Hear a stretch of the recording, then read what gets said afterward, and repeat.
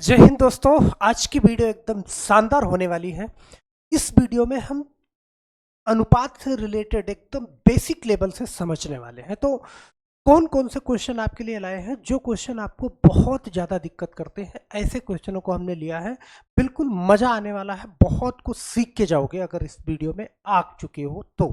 अगर आपने video play कर दिया है और अनुपात के बारे में सीखना चाहते हैं तो बहुत ही बेहतरीन वीडियो होने वाली है। ए अनुपात बी अनुपात सी बराबर 2 अनुपात 3 अनुपात 4 दिया हुआ है। इसका मतलब ये है वो ए की वैल्यू, मतलब कह रहा है ए बराबर 2 और बी बराबर 3 और सी बराबर 4। तो यहाँ पे एक चीज समझना, मतलब ए और बी और सी, देखो ए की वैल्यू रियल नंबर उसका 2 नहीं होगा, लेकिन इस टाइप में आप इसको 2 मान सकते हो। अनुपात आप जानते हो रियल नंबर नहीं होता है। यहाँ पे अगर कोई भी नंबर ए अनुपात बी अगर ऐसे दिया हुआ है 2 अनुपात 3 के अनुपात में है, इसका मतलब ये 2x अनुपात 3x। ओके, तो यहाँ पे ना जब सही बटे में करोगे तो x x डिवाइड हो जाएगा। तो इस कंडीशन पे आप a b और c इसकी वैल्यू आप यही ले सकते हो, और ले लोगे तो यहाँ पे आपको निकालना है a बटा b अनुपात b बटा c अनुपात c बटा a, ये निकालना। तो यहाँ पे हम क्या करेंगे, वैल्यू पुट कर देंगे, बहुत आराम से निकल जाएगा। हम वैल्यू पुट कर देंगे, a की वैल्यू क्या है 2 और b की वैल्यू क्या है 3 अनुपात b की वैल्यू 3 और c की वैल्यू क्या है 4, फिर अनुपात c की वैल्यू क्या है 4 और b की वैल्यू क्या है 2। अब इस कंडीशन में जब आपका सवाल पहुंचा तो यहाँ पे बहुत ध्यान से देखना कि अगर अनुपात की वैल्यू सही बटे में है तो हमें क्या करना होता है कि नीचे वाले बटे वाले संख्याओं का एलसीएम लेना होता है। 3, 4 और 2 का एलसीएम हम ले लेंगे, और एलसीएम आप जानते हो वो संख्या होती है, यहाँ पे बहुत ध्यान से देखना, एलसीएम एलसीएम वो संख्या होती है 3, 4 और 2। इसका एलसीएम जब हम लेते हैं तो हम जानते हैं कि सबसे पहले हम 2 से काटते हैं, नहीं कट, फिर 2 दूना 4 1, फिर हम 2 से काट देते हैं 3 और ये कट जाएगा 1, फिर हम 3 से काटेंगे तो सारा 1 1 हो जाएगा। मतलब एलसीएम वो संख्या होती है जो इन नीचे वाली संख्याओं से कट जाए, पहली से पहली संख्या। तो ध्यान देना, 2 दूनी 4 तिहाई 12, इसका एलसीएम 12 हो जाएगा, और 12 हो जाएगा तो 12 से हम सभी में गुणा करवाते हैं, 12 से सभी में गुणा करवाते हैं। तो 2 बटा 3 गुणा 12 और अनुपात फिर 3 बटा 4 गुणा में 12 और फिर अनुपात 4 बटा 2 गुणे 12। ये इस तरीके से अनुपात से हम सब में गुणा करा देते हैं।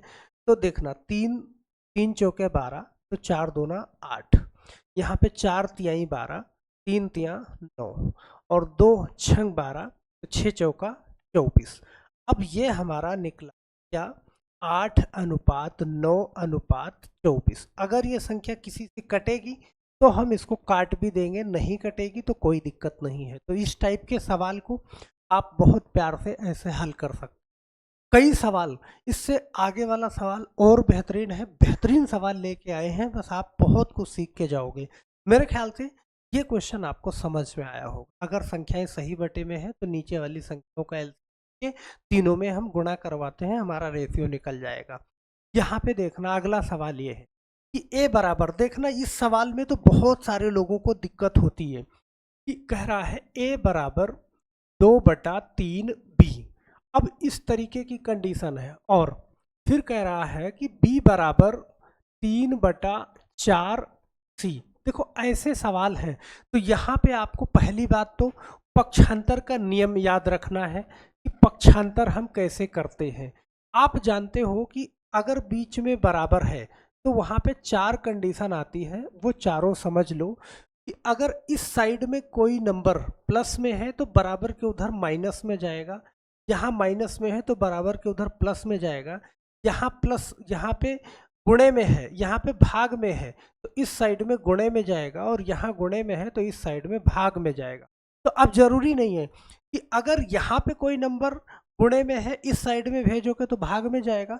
तो इस कंडीशन पे ध्यान देना, 2 बटा 3 बी इसका मतलब b जो है गुणे में है, कोई निशान नहीं हो तो उसको गुणा मानते हैं। तो यहाँ पे क्या है कि b जब इधर भेजोगे तो a के नीचे आ जाएगा, मतलब a बटा b बराबर 2/3, सही है। और यहाँ पे दूसरे वाले में क्या करोगे कि b और c को जब इस साइड में भेजोगे तो क्या होगा भाई, जब गुणे में है इस साइड में भेजोगे तो डिवाइड में आएगा, b बटा c बराबर 3/4। इसका मतलब ये हो गया, ये स्पष्ट हो गया कि a की वैल्यू क्या है 2 है और b की वैल्यू 3, और यहाँ पे b की वैल्यू अगर 3 है तो c की वैल्यू 4 है। तो इस तरीके से आप a अनुपात b अनुपात c इसकी वैल्यू निकालोगे तो a की जगह पे आप 2 रखोगे, b की जगह पे 3 रखोगे, है। और यहाँ पे देखो b अगर सेम है तो कोई दिक्कत नहीं है, डायरेक्ट आप c की वैल्यू लिख सकते हो। तो यहाँ पे a अनुपात b अनुपात c जो आया कितना आया 2:3:4, लेकिन हमसे पूछा क्या गया है a अनुपात c की वैल्यू। तो a अनुपात c की वैल्यू हमसे पूछा गया है, तो a की वैल्यू क्या निकल के आई हमारी, a की वैल्यू 2 और c की वैल्यू 4। तो यहाँ पे 2:4 बहुत आराम से हम बता सकते हैं। लेकिन अब 2:4 निकला तो ये एक बार कट जाएगा, और एक बार कट जाएगा तो आप इसको काट दो, 2 1 के 2 और 2 दूना 4। तो हमारा राइट आंसर जो होगा ना 1:2 होगा, 1:2 बी वाला ऑप्शन क्या होगा, सही हो जाएगा। तो हम आशा करते हैं कि ऐसे सवाल भी आपसे सेकंडों में लगेंगे, बहुत आराम से, इसको देख के आपको घबराना नहीं है, बहुत प्यार से लग जाते हैं। चलो एक सवाल और ले लेते हैं, मजा आएगा। यहाँ पे देखो ये वाला सवाल बहुत ही बेहतरीन सवाल है, इस टाइप का बहुत बार सवाल पूछा जाता है। कह रहा है ए का मतलब क्या, गुणा 30%, ध्यान देना 30%, 30% परसेंट को आप क्या करते हो बटे में 100 लिखते हो, ओके। अब कह रहा है बराबर, फिर कह रहा है बी का मतलब क्या, गुणा 0.25, तो 0. मैं ऐसे लिख दूं 0.25, ओके। फिर कह रहा है सी का मतलब क्या, गुणा 1/5। अब इसको देखो कैसे मैनेज करोगे आप, यहाँ पे आप देखो 0.25 है, बटे में दशमलव के नीचे मैं अगर 1 लिख दूं और नीचे उसके बाद 2 जीरो बढ़ा दूं, देखो कहीं भी अगर दशमलव है तो उसके नीचे 1 लिखो और जितने नंबर हैं उसके नीचे उसके लिए 2 जीरो बढ़ा दो, अगर 2 नंबर है 2 जीरो, 3 नंबर है 3 जीरो, ऐसे बढ़ा दो।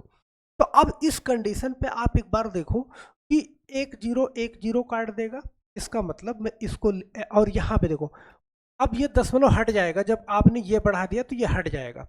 तो 25 1 के 25 और 25 चौका 100।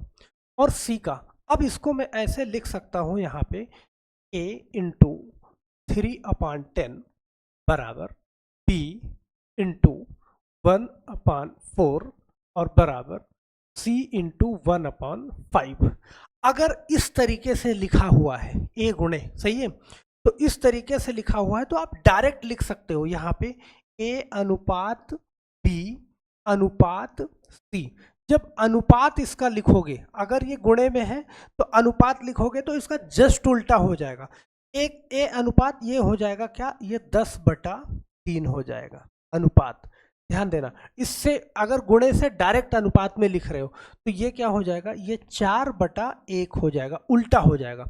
और ये क्या हो जाएगा, ये हो जाएगा 5/1 हो जाएगा। ध्यान देना, अब जैसे क्लास में होता है ना, तो ये कैसे होता है, क्यों होता है, वो सारी चीज़ें समझाते हैं। यहाँ पे टाइम बाउंडेशन देखना होता है, वीडियो बड़ी ना हो, बड़ी हो गई तो फिर लोग देखते नहीं, तो इस चीज़ को देखना ध्यान से। अब यहाँ पे मैंने बताया कि अनुपात में अगर इस तरीके से है तो नीचे वाली संख्याओं का एलसीएम लेते हैं। अब यहाँ पे आप एलसीएम लोगे ना, तो 3 और 1 का एलसीएम तो वही होता है। एलसीएम का मतलब कि वो उन नंबरों से वो संख्या, जैसे 1 और 3 का आपको एलसीएम लेना है, तो यहाँ पे जो 3 है वो 1 से भी कट जाएगा और 3 से भी कट जाएगा, वो पहली से पहली संख्या जो दोनों से कट जाए। तो इसका मतलब हम अगर 3 से यहाँ भी गुणा करा दें, 3 से यहाँ भी गुणा करा दें, 3 से यहाँ भी गुणा करा दें, तो हमारा अनुपात निकल जाएगा। देखो 3 और 3 ये कट जाएगा, तो यहाँ पे बचा मेरे पास 10। अब एक से कोई मतलब नहीं, 4 3 12 और यहाँ पे 5 3 15 तरीके से। अगर ये कटता है तो काट देंगे, नहीं तो वही हमारा आंसर हो जाएगा 10:12:15। 10:12:15 बी वाला ऑप्शन आपका सही हो जाएगा। तो हम आशा करते हैं कि ये सवाल भी आपको बहुत अच्छे से समझ में आया होगा।